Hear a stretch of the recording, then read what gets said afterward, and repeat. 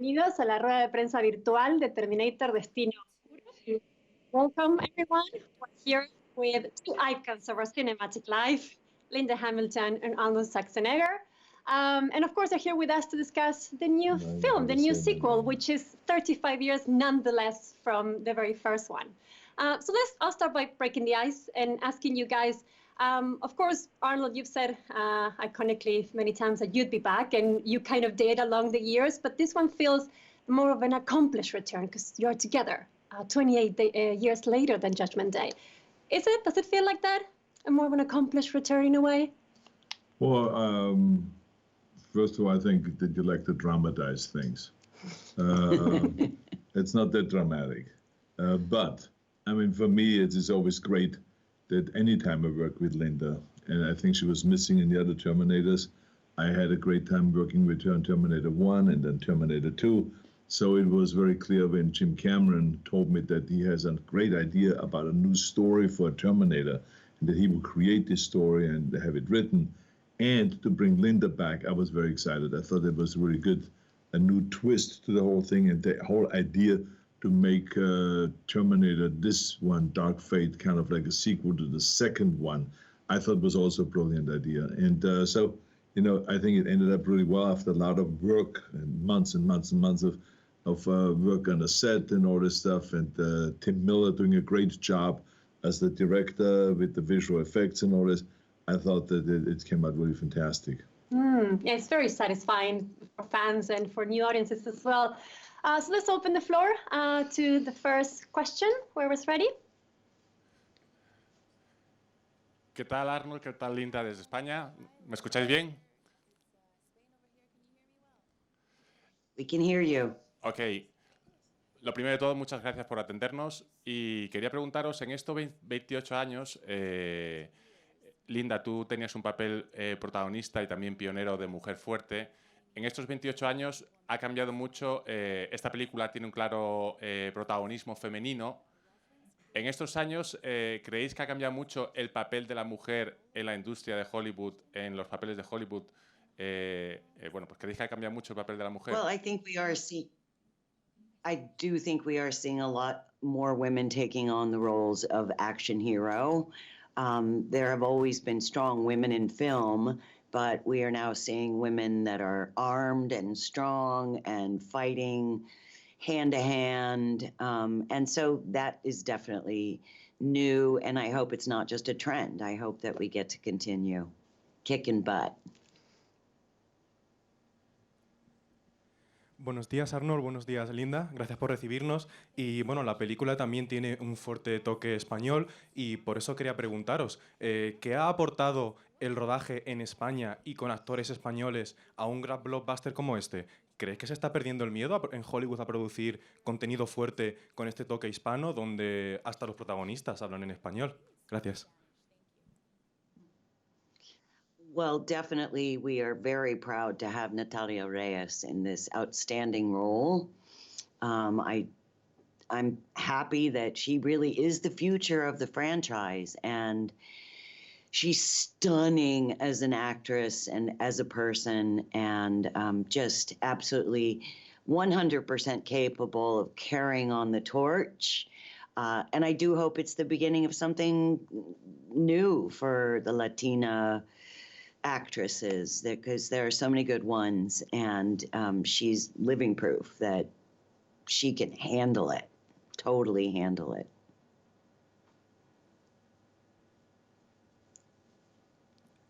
Buenos días, Arnold, Lidia. Esta película es secuela directa del segundo Terminator e ignora las 3 entregas anteriores de la saga. Quería preguntarle a Arnold, él que fue parte en mayor o menor medida de esas 3 películas, ¿qué opina de esta decisión? Y a Lidia también quería que ella desde fuera, ya que se ha mantenido alejada todos estos años de la saga, pues nos diera también su opinión sobre estas 3 películas anteriores. Muchas gracias.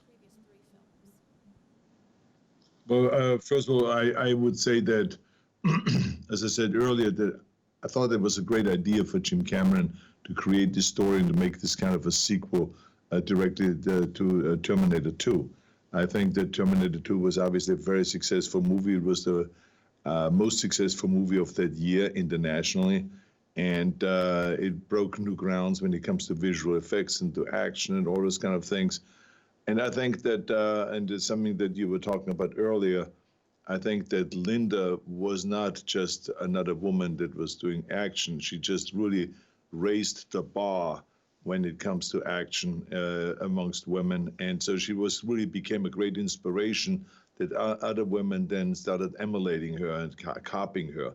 And I think there's just no one like her. And I think now having seen her come back now on A Dark Fate, and again with the age of 60 plus, to go and kick some serious ass, it's just really unbelievable. The kind of shape that she got in, the kind of endurance she had, even though she complains about that it was hard for her to get up when she fell and all this stuff. But, that's all, nonsense. That's maybe the way she felt. But I did not see any of that. I saw a very, very fast woman, just like in the second Terminator, a powerful woman, ferocious with her speed and everything, with her fight scenes and so. So I just think that this is a level that other women are trying to kind of live up to, but it will be very hard to do. As to me, I can't really speak to the 3 intervening films after Terminator Judgment Day, but I think the element that was missing was just sort of stripping it back down to a story with a few characters that you can really care about. You can have all the special effects in the world, you can blow up 1,000 buildings, but if you don't know who's inside the buildings, it hardly matters. So that's what we've tried to do, is just sort of bring it back to its stripped down form, a few characters that you can love and care about, and then we go from there. Yeah, I think the strength of this film is that it has pretty much the elements that really are very entertaining. It has a great story, it has great emotions, which was, to me personally, the biggest surprise, and it has fantastic action, and the director, Tim Miller, is a genius with visual effects and with stunts and all this. I think it did really a fantastic job, and we can see this now with the test screenings. Hola, buenos días. Enhorabuena por la película. Creo que es una reactualización de la saga magnífica. Y yo quería preguntarles el hecho de que la nueva salvadora del mundo sea una mujer y venga al otro lado de la frontera, si es una declaración de intenciones a nivel político. Muchas gracias. Well, I'm not sure that was something that we were aiming for, but it's a lovely bonus that's happening in this film. Only because it's in the hands of Natalia, and Mackenzie, of course, is also equally wonderful, but the fact that Natalia is from Colombia and has, just upped the level because of her incredible talent, and I think it's the talent that matters here. But yes, because we worked and created an ICE, a detention center, we were all very aware, and Tim particularly, about the sensitivity of that and the fact that this is a very current situation that needed to be addressed. And when we shot those scenes, Tim made a speech to say that he was so terribly sorry to have to represent the truth of immigration into America. And he cried because he just was aware of how real the situation was, even though we were duplicating it, that it was a very real situation. And whatever we can do to bring that into people's minds is a real bonus for the film. Hola, buenos días. Mi pregunta es para Linda, que creo que es la persona que pasó más tiempo en Madrid el verano pasado durante el rodaje. Me gustaría saber cómo fue su experiencia en la ciudad, ya que estamos en Madrid. Y bueno, nos gustaría saber cómo lo pasó, si tiene algún buen recuerdo, el paso por Madrid. Very many fond memories, although I really feel like I need to come back when I'm not working, so that I can see more of the city, because they were early days on the film, and I did spend a lot of time in my room sorting out the script and working on things, and you know, understood that I couldn't necessarily be the tourist that I wanted to be, because there was so much work to get done, and that's just number one priority for me. I thought it was and is a beautiful city, just looking up at the tops of the buildings and seeing the amazing statuary. I just was so impressed, and kind of hungry to get out there and see it. So I'm gonna have to come back. I go with you. All right, we're coming back. Esta es la primera película con calificación R desde 2003. Uy, perdón, ¿sigo? Vale, es la primera calificada para mayores de 18 años aquí en España, calificación R. La pregunta sería si creéis que ese es el futuro de la franquicia y si habéis regresado para quedaros, que queremos seguir veros pateando culos a los dos, da igual la edad que tengáis. I'm surprised to hear it's the first R. It's not. Yeah, I think some of the other Terminator movies, definitely the Judgment Day. The first Terminator and the second Terminator definitely were R-rated movies, yeah. But that's just a function of what we had to achieve. You know, the PG rating will pull in more of an audience, but it wasn't necessarily the film that we wanted to make. So we leave that to the other minds, the studio and the director.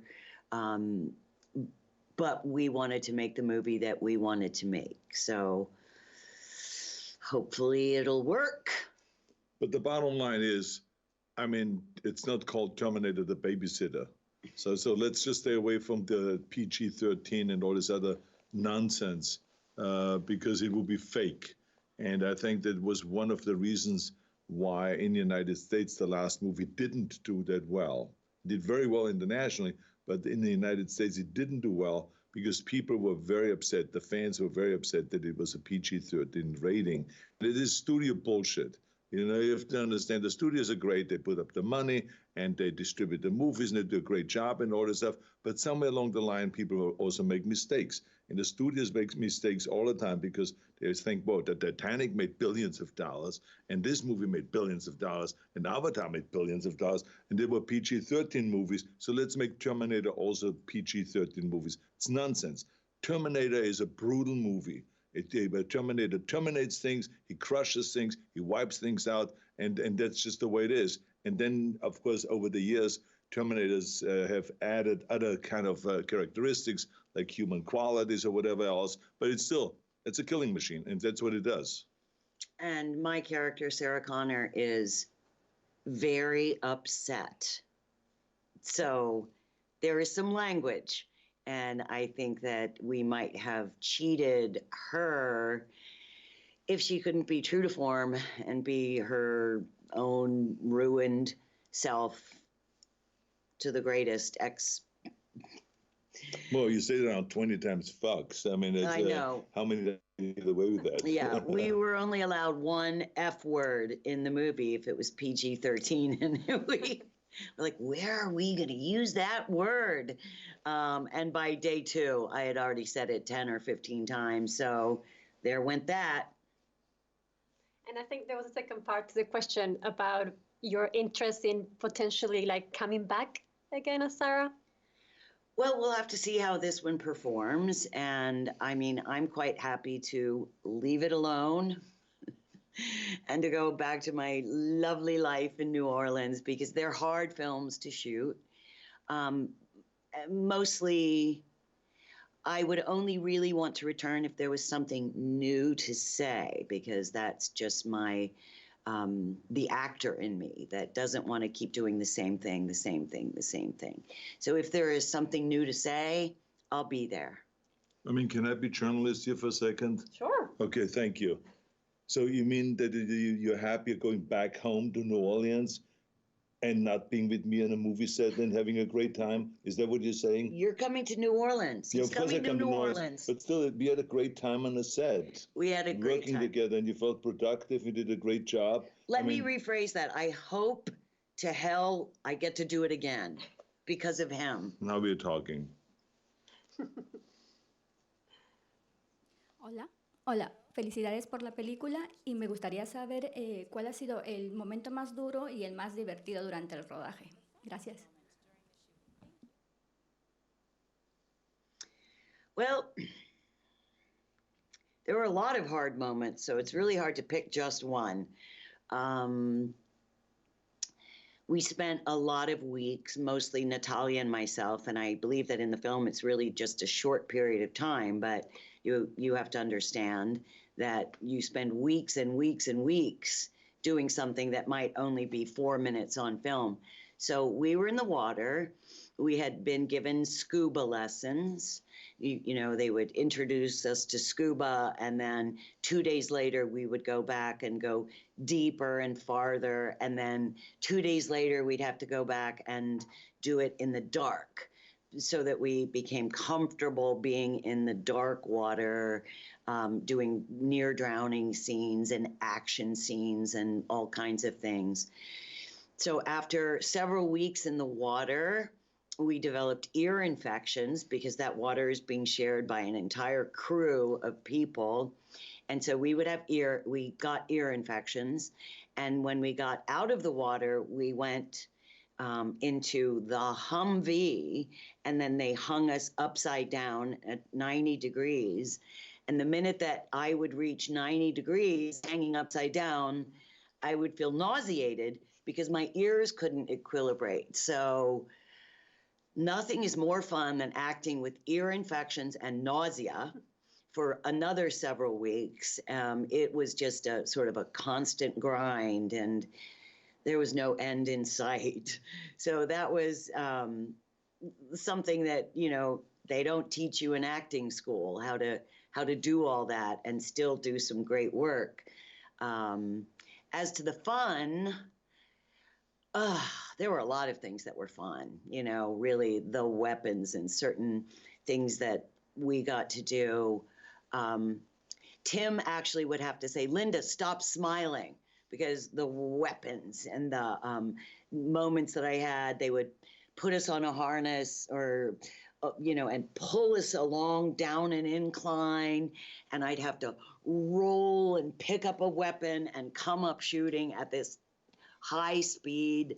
And it was just like being a child again. I was like, again, Daddy, let's do it again, because it was just so much fun to have to learn to use the body, to not turn so hard that the entire body would flip and get out of focus. So just the command of the body and the speed was like the greatest ride on earth. So I wanted to do that all day. But Tim would have to say, Linda, stop smiling, because it was just so much fun.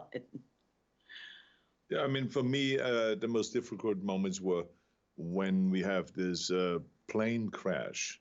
When the plane crashes and comes down, there's this free fall with tremendous speed, and therefore there would be no gravity inside the plane because of this fall, this drop. And so when we had this huge fight scene inside the plane while the plane is dropping around 160 miles an hour downward towards the ground, you know, it was very, very difficult to shoot those scenes because you had to be suspended on cables, and those fight scenes became kind of like really strenuous to do and very difficult to do. So I think those were the most difficult moments. And you're also acting towards something that doesn't exist a lot of times, because there will be green screens, so they will put the background and all this other stuff in there afterwards. So I think those scenes are very difficult. It's not going to be an acting scene that maybe is the most difficult, but it's an action scene that becomes then the most difficult. But the fun thing is like Linda says, the funny thing is you rehearse so many times to go and to load the weapons and reload the weapons and all of this stuff. But as soon as the camera runs, something always screws up. And then you're trying to now act really cool and try to load the weapons with like a machine supposed to, and then all of a sudden it jams and it doesn't quite work, and then we all start breaking out and laughing and having a great time with the whole thing, because it happens to all of us. So there were funny moments like that also. Hola Arnold, Linda, buenos días, gracias por estar aquí. Terminator Dark Fate es una película que vuelve un poco a sus raíces y que toca mucho el tema de la redención. Me gustaría preguntaros cómo ha sido el reencuentro entre el T-800 y Sarah Connor, y si pensáis que el villano interpretado por Gabriel Luna es más letal que el del Robert Patrick. Gracias.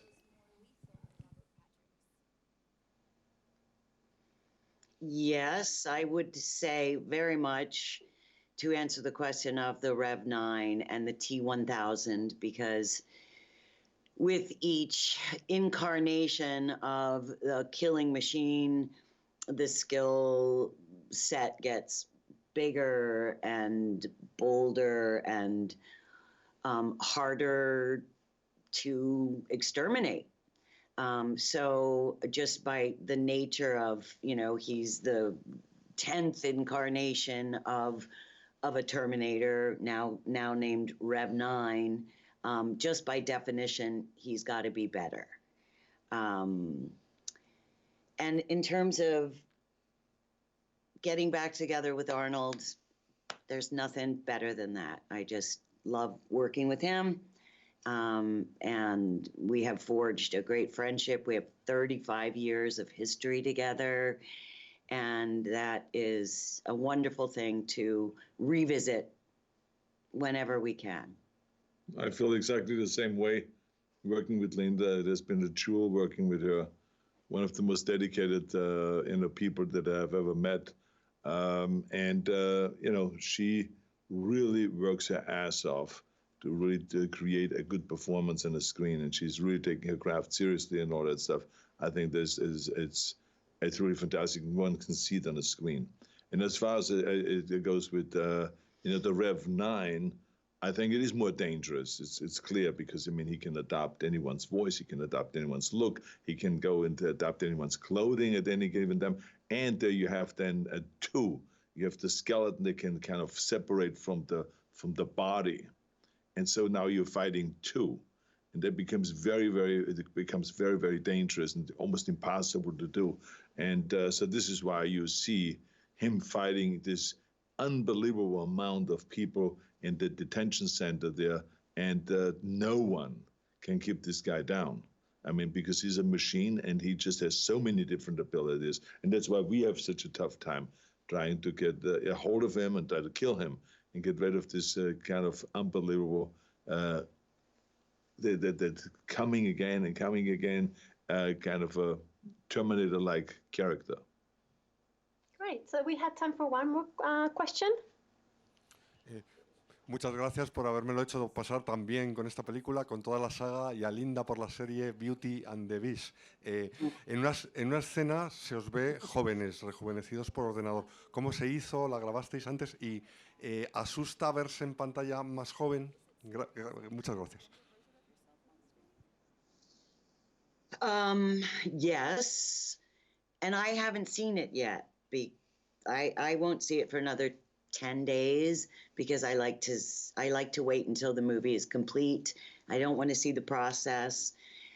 Tim kept trying to show me shots of the CGI of the younger Sarah Connor, and I was like, no, I don't want to see it, because it's really hard to give up even 1 minute of a performance when you care about a character so much. The way that scene was shot was with a young woman who was the body double and an actress in her own right. So she was chosen mainly because her body resembled Sarah Connor 28 years ago. But, I got to contribute very little to that scene. The stunts had been rehearsed. She did a very fine job, but it's painful to sit and watch somebody do you, but it's not you. Then they added the CGI face onto her body later. And really, I had to go and, at the end, duplicate vocally her performance, because they CGI'd my young face onto her young body, and then I had to go in and sort of tie it all together, but just vocally. And, you know, it's a whole new world out there. It was hard to watch because it wasn't me. Okay, well, that's all the time we had for today. Thank you so much for taking the time to speaking with us. Thank you. Thank you, everyone. Y recuerden que Terminator Destino Oscuro se estrena en España el 1 de noviembre. No, el 21 de octubre. 21 de octubre.